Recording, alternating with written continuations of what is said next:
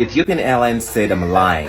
Do not touch us. Do not touch us. Ethiopian Airlines said my video was not true. Now you know it's a bad day for you when a CNN correspondent has gotten the news not from a third party but on site with all the tea and all the receipts. Larry Madowo is a correspondent and he is a journalist for CNN International, but he is a Kenyan. Now this man has been a journalist for a very long time. And he was sitting on a plane, Ethiopian Airlines, where he happened to capture this moment of this lady who was kicked off the plane because a minister from Ethiopia was going to sit on the plane. Well, you as a daily citizen, it does not matter if you paid your money to come and support us, because I definitely think there are so many other airlines that she must have chosen. Let's talk here. You're funny. Do not touch us. Do not touch us. Do not. I can't do this because you're favoring people. Everyone is a taxpayer. Everyone is a taxpayer. You're not favoring people. You're not. Excuse me.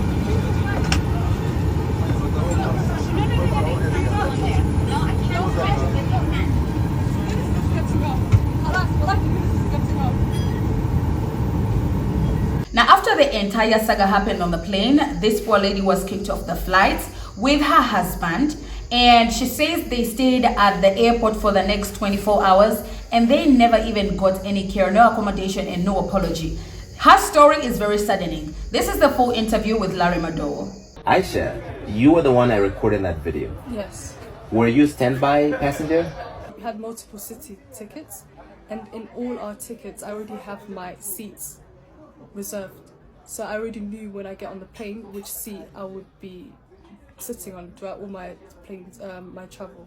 When did you book these tickets? I booked them around, I think it was 5th of March. So you had these tickets for months? For months, yeah. With seats on them? With seats on them. And we only get to find out at the gates that our tickets are on standby, which we weren't informed at the check-in when our bags were being checked in. Nobody said anything. Our bags came to Nairobi that day. Did they ever apologize to you? No, not at all.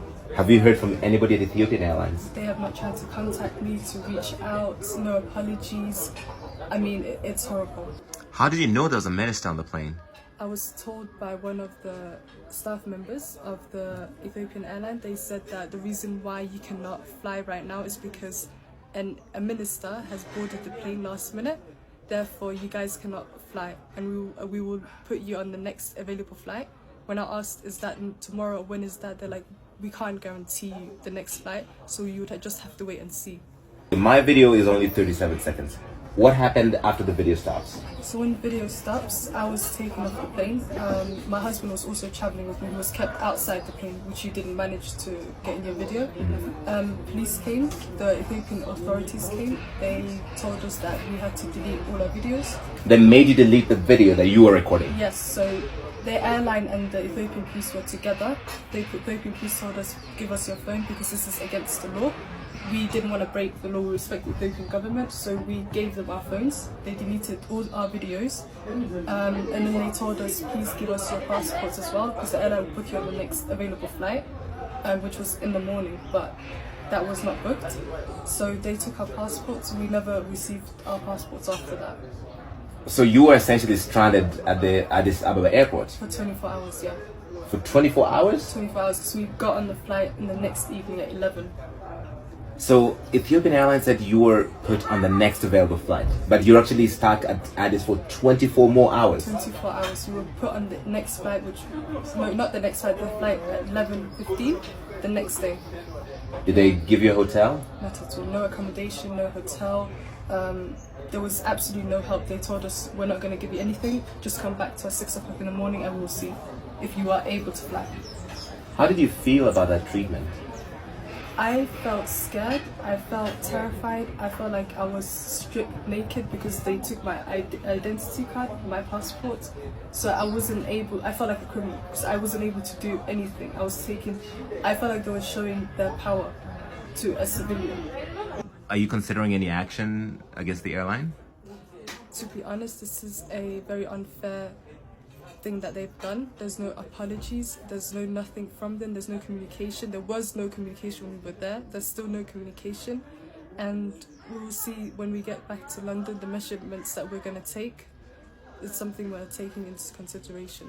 Ladies and gentlemen, I would like you to tell me in the comment section what you think about this situation. But I must say, for African people, this is something that I can say, well, it's bound to happen. If we look at a country like Uganda, where I come from, in Uganda, you can be on the road and you are expected to follow all the rules on roads until a minister comes. The moment you see that red number plate, you must get out of the way. Matter of fact, ladies and gentlemen, this is how our ministers drive on their roads.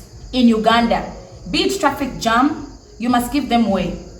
To an extent that even because they walk around with people that have this, and they even intimidate to shoot the people that are in the way.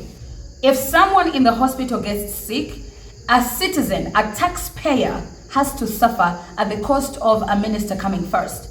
Well, and that is if they have done you guys a favor and they have even got medication in their own country. Like, it's a problem in African countries. I really don't know how it works in other African countries, and I would really love to hear other people talk their experiences about their ministers or how their governors, how their leaders in their countries act like.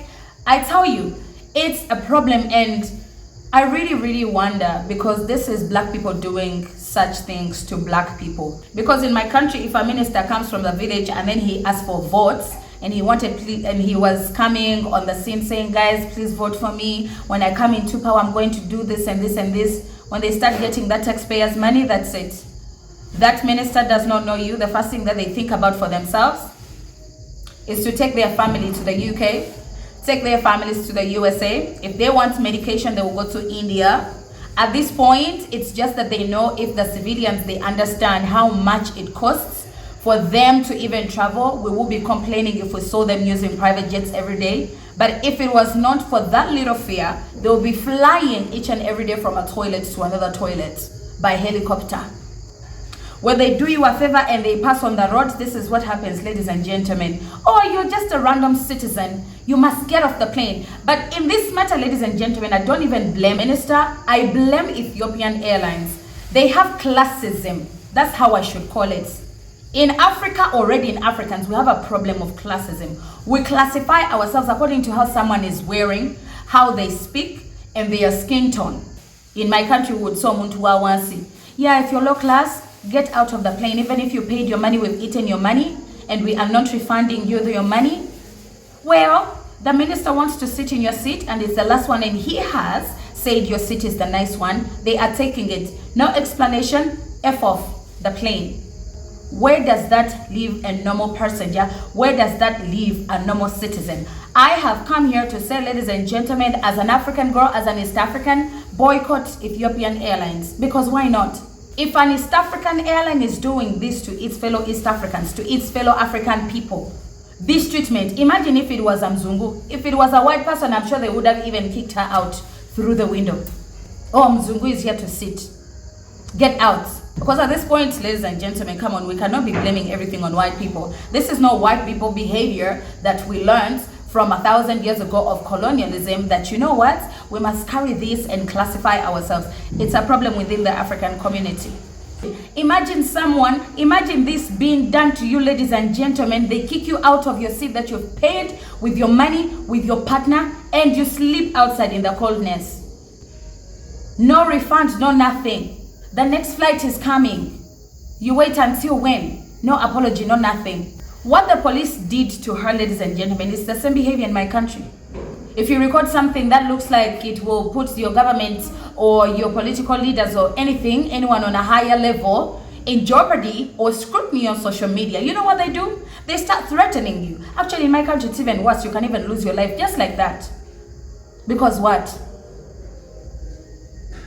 A leader, someone you pay your taxes, someone you pay their rent, someone you pay their houses, they have this richness because of you. They treat you like this. How can we live in society with such behavior? Not only with such leaders, but with such airline companies and business people that do not care about a regular person. If Larry Madowo was not on that plane, we would have never known what happened. Because it looks like he was the only one who was recording. And given the fact that this lady was intimidated and threatened, this story story would not have seen the day of light if it was not for Larry Madowo. And I'm pretty much sure they could not intimidate this guy because they understood who he was. So shout out to him that he had this power. So you need to have this kind of power that Larry Madowo, he will say, I'm a correspondent for CNN, so that he does not get intimidated. You must have this kind of power, ladies and gentlemen. Where does that leave a normal citizen, a regular person who wants to just travel, supporting an airline?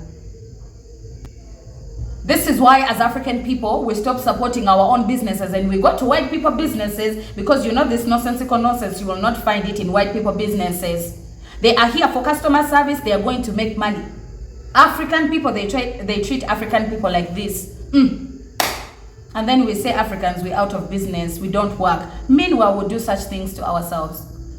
Ladies and gentlemen, let me know what you think in the comment section. But from me to you, really, it's sad. It is sad, and it's a pity that we have nothing to do about it.